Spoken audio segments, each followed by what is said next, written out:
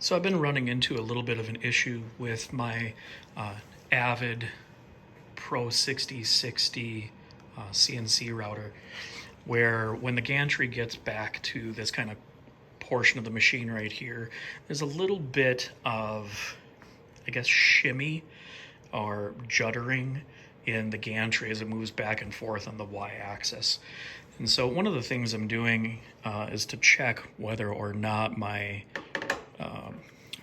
rails that my linear rails are mounted to are actually level. And I'm comparing them to make sure that I don't have any twist in the machine. And to do that, a lot of people use just a traditional bubble level. I'm using a digital level from Stabila. It's a 4-foot level, and it is roughly eyeball centered on this rail here to see whether or not we're actually running level. And I'm looking, we'll run over to the other side here in a little bit, but I'm looking to make sure that this rail and the rail on the other side are actually parallel to each other. And you can see here that this is reading at a 0.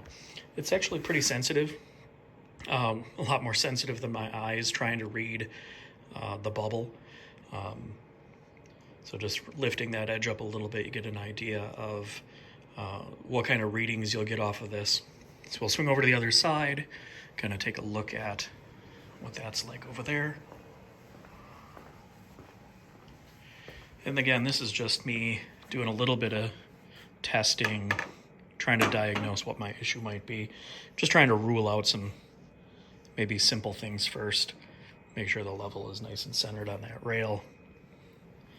And again, we're reading it at 0. So I know, at least to the best of the ability I have to measure here, that the extrusion on this side and the extrusion on the other side are both parallel to each other and that there isn't any twist.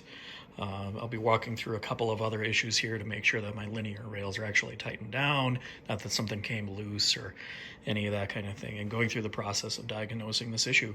So just want to make a quick video on using these nice digital levels for this purpose. Thanks much.